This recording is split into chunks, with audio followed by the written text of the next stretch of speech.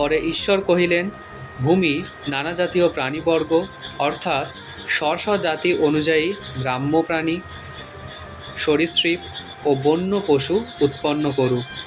তাহাতে সেইরূপ হইল।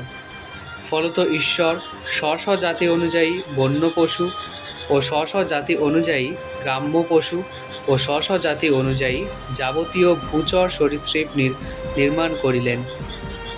আর ঈশ্বর দেখিলেন যে সে সকল উত্তম। পরে ঈশ্বর কহিলেন, আমরা আমাদের প্রতিমূর্তিতে আমাদের সাদৃশ্যে মনুষ্য নির্মাণ করি।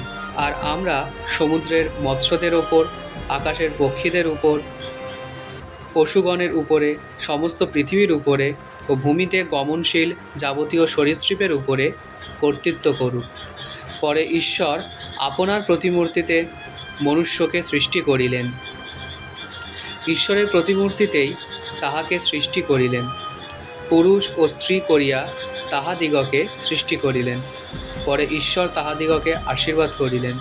ঈশ্বর কহিলেন, তোমরা প্রজাবন্ত ও বহুবংশ হও এবং পৃথিবী পরিপূর্ণ ও বশীভূত করো। আর সমুদ্রের মৎস্যগণের উপরে, আকাশের পক্ষীগণের উপরে এবং ভূমিতে গমনশীল যাবতীয় জীবজন্তুর উপরে কর্তৃত্ব করো।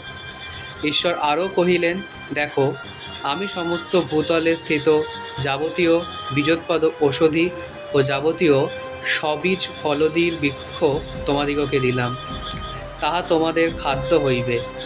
আর ভূচর যাবতীয় পশু ও আকাশের যাবতীয় পক্ষী ও ভূমিতে গমনশীল যাবতীয় কীট, এই সকল প্রাণীর আহারার্থ হরিৎ ঔষধি সকল দিলাম। তাহাতে সেইরূপ হইল। পরে ঈশ্বর আপনার নির্মিত বস্তু সকলের প্রতি দৃষ্টি করিলেন, আর দেখো, সে সকলই অতি উত্তম। আর সন্ধ্যা ও প্রাতকাল হইলে ষষ্ঠ দিবস হইল।